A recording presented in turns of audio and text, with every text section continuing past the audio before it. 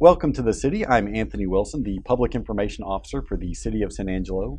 And joining us today for our first segment is our Water Quality Superintendent Tymn Combest. Tim, thanks for being with us. Thanks for having me here. Now, you just recently issued the Consumer Confidence Report for 2014 regarding San Angelo's water quality. Tell us what that report seeks to do and why it is issued on an annual basis. Well, the report is required by EPA every year. It has to be sent out by July 1st of every year.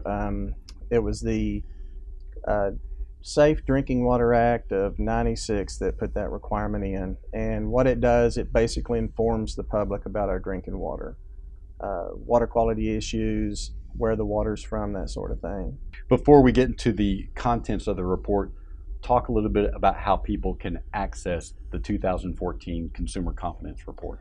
Yeah, we used to send the report to everybody in hard copy. Last year we started sending it electronically. So what we do is we post a PDF copy of the report on the internet, and people, it's in their water bill. In the comment section tells them what the link is. There's a phone number and also an email address if they want a hard copy of it. And of course, this year it is, as you mentioned, on the city's website. There's a direct link to that. It's cosatx.us/CCR 2014. There's also a link on the water utilities page. So tell us what this year's report says about San Angelo's water quality. What the report really does, there's some mandated information that must go in there that TCEQ requires. We put that information in there, a lot of discussions about trihalomethanes, discussions about where our water comes from, how much water we use, some discussions about conservation. The main part of the report is in the last section of it. There's several tables that talk about water quality, regulatory levels of chemicals that are a concern, radium, trihalomethanes, that sort of thing. And as far as the regulated contaminants that we are required to measure and report, what did the report say about those? This year we didn't have any violations. We must report violations if we have any. Our biggest concern is trihalomethanes. We try really hard to keep those down. Those are a carcinogen that can be formed from chlorine and organics.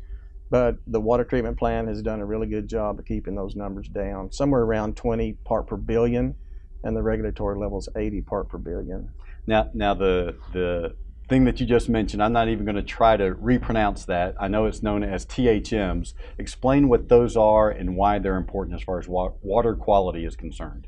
Well, when you use surface water like we do, OHIV, if you think about OHIV down to 10%, when it gets down that low, a lot of trees, shrubs grow in that lake. And then rains come along like 2 weeks ago, they fill it up to 20%. All those trees and shrubs are underwater. Those organics break down and dissolve into the water, humic acid, things like that. And when those combine with chlorine, they can form trihalomethanes. So we have to add ammonia at our water treatment plant to form chloramines to prevent the formation of trihalomethanes. That's how we lower or prevent the amount of carcinogens in our water. Bottom line though, our drinking supply is perfectly safe and meets all federal and state regulations. Yes, our water is in really good shape for drinking. Now, I'm sure as the water quality superintendent, you must hear comments from people about the taste of San Angelo's water. How do you explain to people why our water doesn't taste any better than what it does?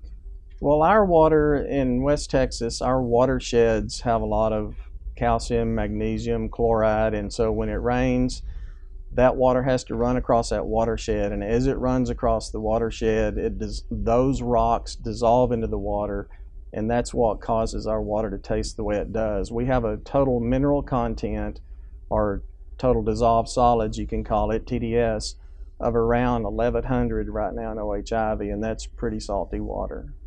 Now, with the replenishing of our lakes, particularly over the Memorial Day weekend, would we anticipate that we'll get better tasting water as a result of that? I wished I could say you would notice it. We did drop OHIV from around 1,100 part per million solids down to around 950. It definitely improved the quality. It probably won't be noticeable in the taste. A portion of the report, which the report is 9 pages, deals with the Hickory Aquifer. How will the addition of the Hickory Aquifer to our water supply impact just the taste of San Angelo's water? Well, the Hickory water is groundwater. It is much better quality mineral-wise than OHIV. OHIV, again, has about 1,100 part per million TDS. The Hickory, those wells range between 350 and 400 part per million. So they're twice or three times better than OHIV. The problem we're going to see trying to get the water to taste better is we're probably going to blend the Hickory at a 1-to-10 ratio, maybe a 2-to-10 at the most, probably.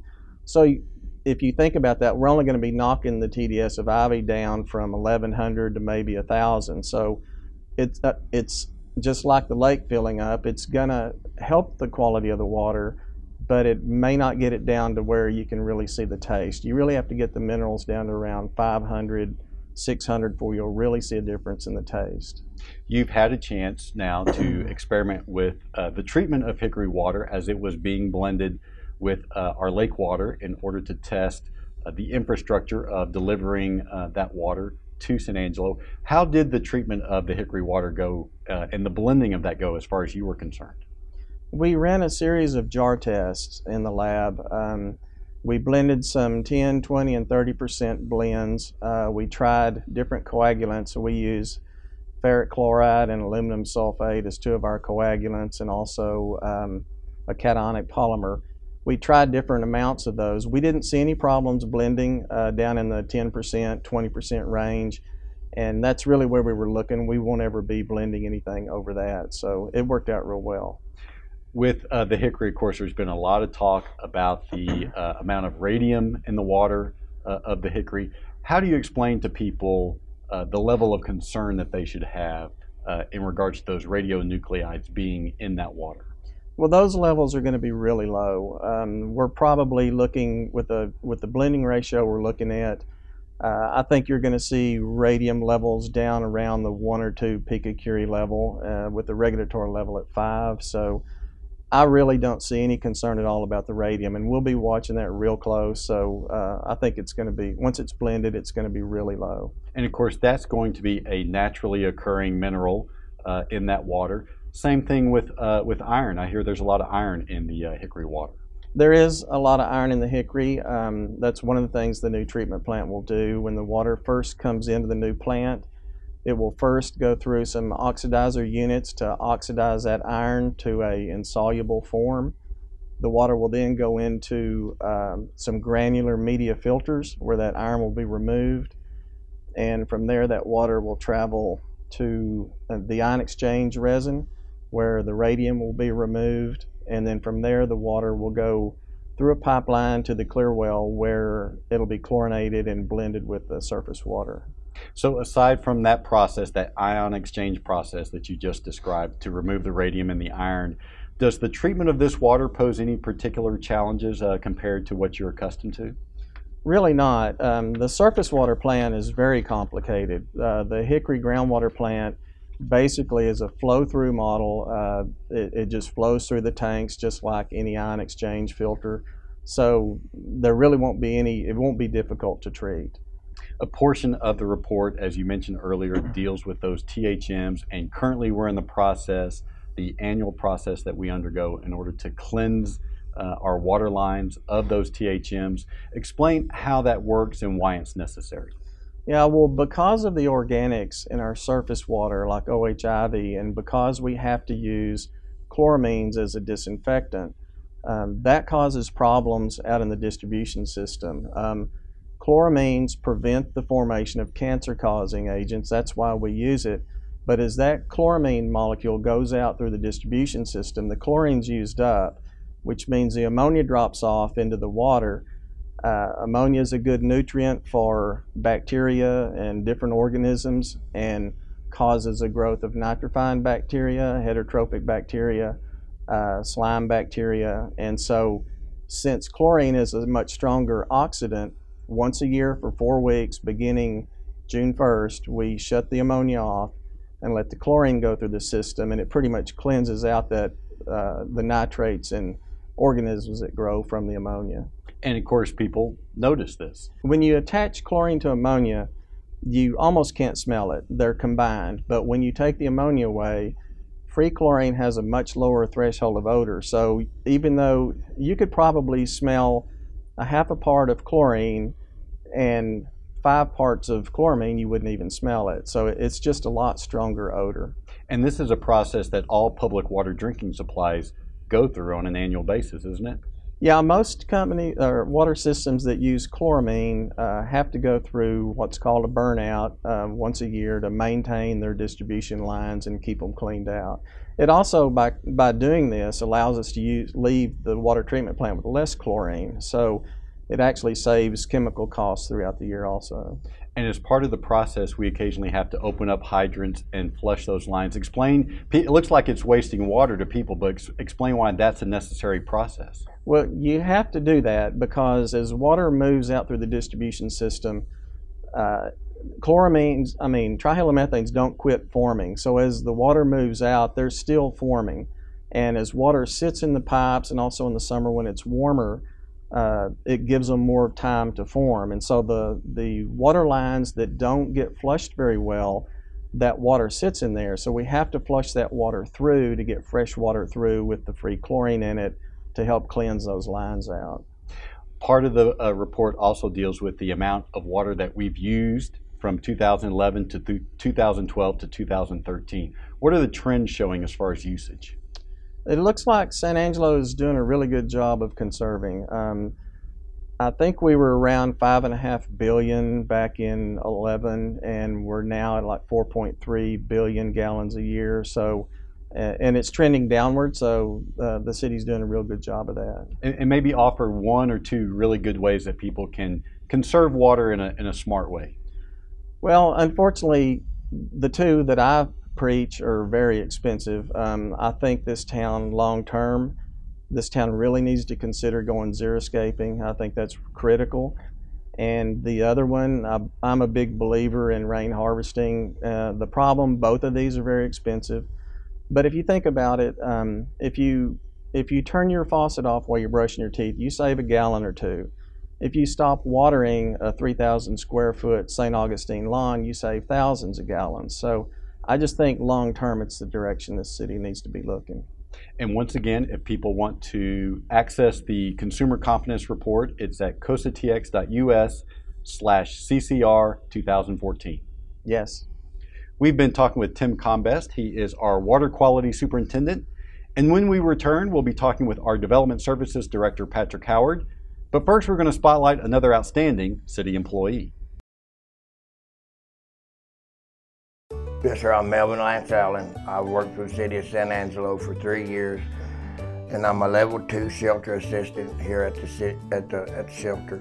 We process dogs every day, and you know, we put them up, and we try to save as many as we can. But I mean, we get like 1,000 dogs a month, so we can't save them all.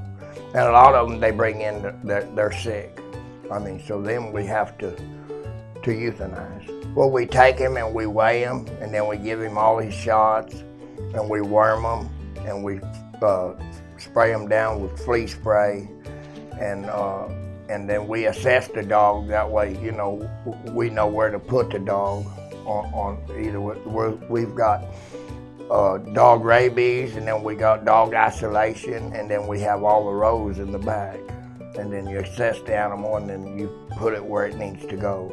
Well, it's a good job, and if you love animals, I mean, this is the perfect place for you, you know.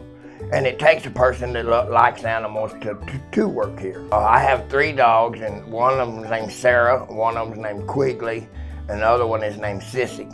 I love everything about them. I mean, like one day they got out, and I had to take off to go put them up. I mean, you know, so I mean, I don't want to lose my dog. I'm really surprised at how many people just get rid of their pets. I mean, because you know, to me, a pet is worth having, and if you get a pet, you need to take care of it. You know, just a lot of people, they just don't care, I guess. You need to get your pet spayed or neutered, because that helps with, like, it helps with the community. You know, it'll help the dog population, which is overrun. I mean, we get like 1,000 dogs a month. And we only have 120 kennels, so that'll give you some kind of idea of what we have to do. Extremely easy to become attached to dogs. I mean, you know, especially when you work with them every single day. I mean, and there's a lot of them that you get attached to and you don't want to put down, and you try to get them adopted. And, you know, we have a lot of like Sadie's and Paul's. They come and rescue a lot of our dogs, and that helps us out a lot. I mean, and you know, we will tell them, you know, this is a good dog here. Can you try to help us get this dog adopted? And they do. Julie's a very good boss, and you know, if you ask her anything, she knows everything about dogs. And she's the backbone of this shelter. If you love animals, it's good to work here. I mean, because you know, just animals are good. I mean, you know, and animals have feelings, you know, just like a human being does. You might not think they do, but they do. You know, that's just like they'll talk to you. I mean, they bark at you, but you know, that's the way they're talking, I guess. You always want to show the dogs affection, because you know, you wouldn't want someone treating you like dirt, so you really don't want to treat the animals like dirt. How many people get rid of their dogs?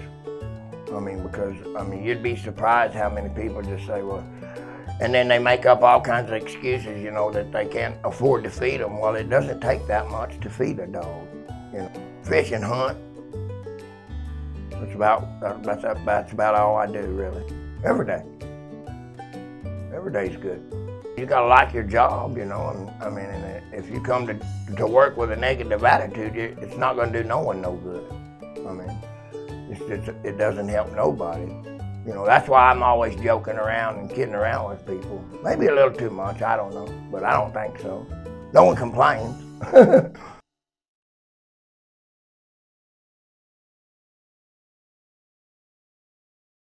Welcome back to the City. We are joined by our Development Services Director, Patrick Howard. Patrick, thanks again for being with us. You're welcome. Now, you have recently developed on the city's website at costatx.us some pages devoted to each of San Angelo's 24 neighborhoods. Explain why you pushed for that and why you think it's important. Okay. Well, shortly after getting here, I'd gotten a lot of feedback from people in the community about the need for information. So it seemed really appropriate that we as the Development Services Department began to report more about development activity going on throughout the city. So this is a means to do that through the neighborhood page. And why do you think that's useful and important for the residents of those neighborhoods? Well, I mean, to be completely vested in the community, and there are people that are, obviously, they want to know about what's going on. And so the thought is that if you're better aware, better informed about what's going on in the city, private, commercial development, or even infrastructure development, then you could be a better advocate for your community, be better aware, be a better neighbor, really, for that matter, when you have access to this kind of information.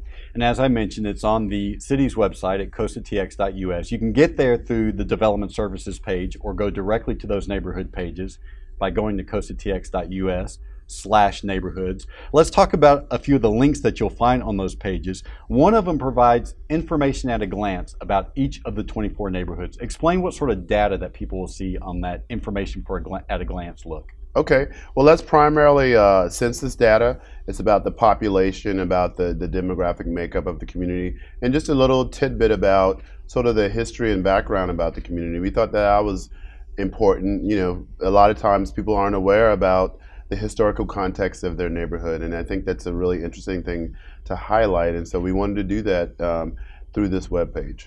And of course, you're new to San Angelo. Do you see a lot of vast differences between San Angelo's neighborhoods?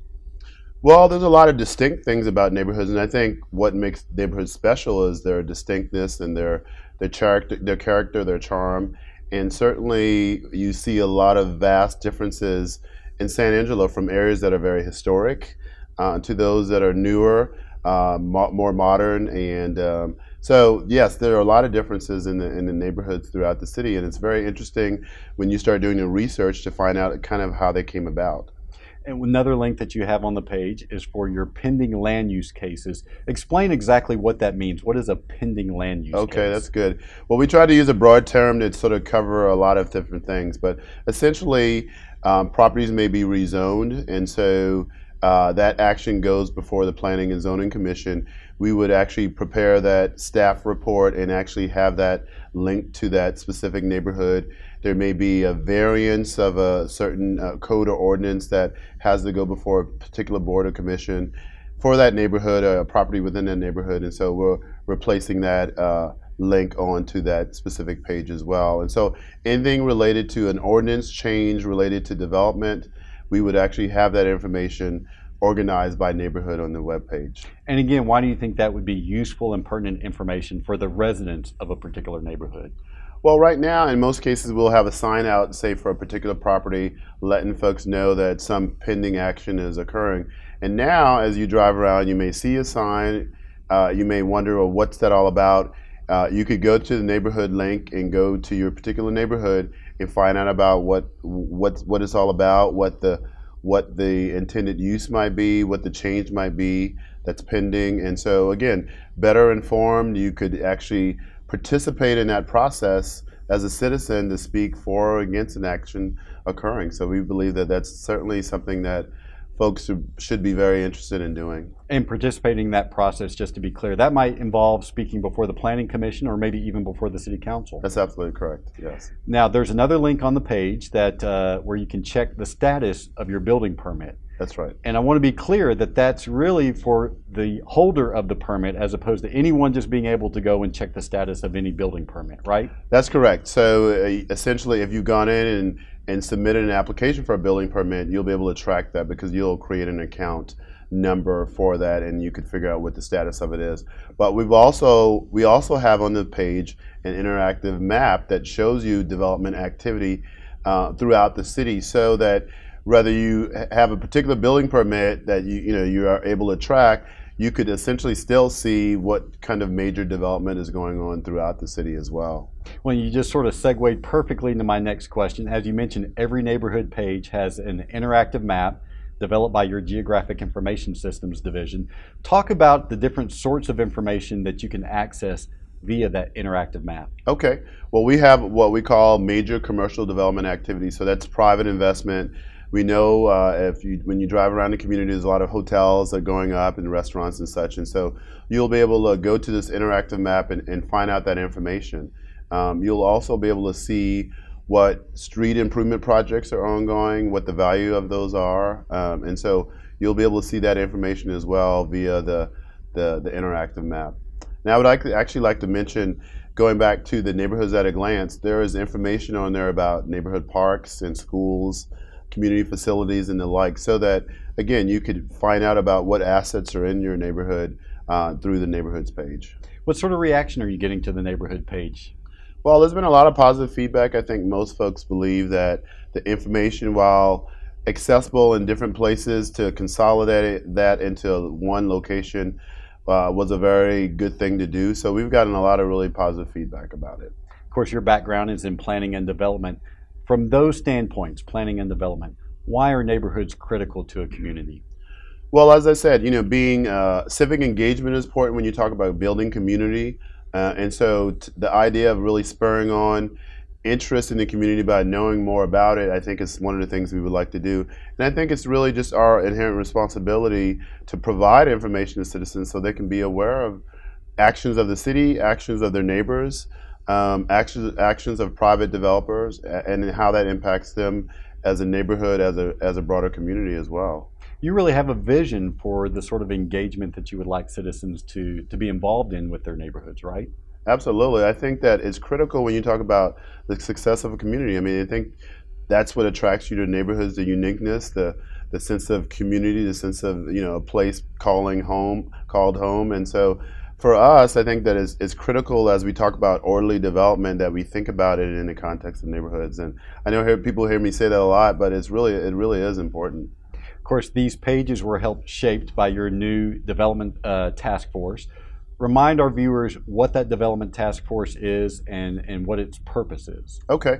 Well, we formed a development task force a couple months ago, and the idea is really to try to engage specifically members of the development community, but certainly it's open to anyone who's interested in participating, but to really get their feedback about the development process. I mean, development is occurring, and we want it to be orderly, but we also want it to be streamlined and efficient as well. And so we're trying to get feedback about ordinances, about processes, about procedures that we follow, that we administer, and how we could do that better.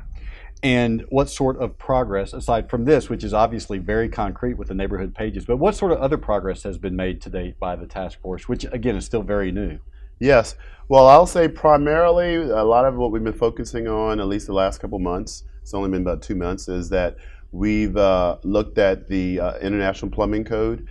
There are some requirements in the code that seem somewhat onerous, and we were trying to address those and make it easier. And so that's one of the things we're looking at. We're also looking at such things as our current curb cut ordinance, and again, just some of the basic sort of processes and procedures for plan submission and plat submission. We're also looking at those as well. And we've been getting good feedback from the participants about better ways of doing that. So we're really excited about the potential outcome of our meetings. With the plumbing code, I know one of the issues that has raised passion, believe it or not, is the question of whether or not businesses must have a water cooler in their business. Talk a little bit about what's going on there. Well, essentially the code right now doesn't consider the size of the office as it relates to the requirement, and so we're looking at minimal requirements for small offices as opposed to having sort of a blanket requirement that applies in any case as it relates to offices. So many folks right now drink bottled water in cases, and so we're saying that we really need to think about what the current situation is and how it applies in the context of San Angelo and what we have here, and really again create the kind of ordinances that would make things more flexible for folks. If people want to get involved in the development task force, how can they go about doing that? Well, we meet the third Wednesday of every month at City Hall at 9 a.m. and certainly again the public and specifically the development community are welcome to participate. Certainly go to our webpage and you could email and contact us even via phone if there's interest that you have in providing feedback if you can't make a meeting. But every month we're going to be meeting and talking about issues related to development. Of course, under the Development Services umbrella, there is a wide range of citizen boards and commissions. If people are interested in getting engaged, as you like to say, and getting involved in those city boards and commissions, how can they go about doing that and find out more information about what those boards do? Well, they can contact me directly via email. Certainly it's on the city's website, and certainly they can call our main number, which is 657-4210. And select option 5 will get you to the director's office, and we'll certainly follow up on your desire or interest in one of our many boards and commissions. We only have about a minute left. I know that you had a very important Downtown Development Commission meeting here recently in which the continuation of downtown revitalization was talked about. Talk very briefly about what's going on with that process. Okay, well, we commissioned a consultant to help us develop a vision for downtown, and many stakeholders were involved in that process. What we want to do is now begin to really roll our sleeves up and get some work done. And so we are trying to move forward with subsequent phases of that plan to talk about implementation. We've been talking with our Development Service Director, Patrick Howard, and we hope you'll join us for the next episode of The City.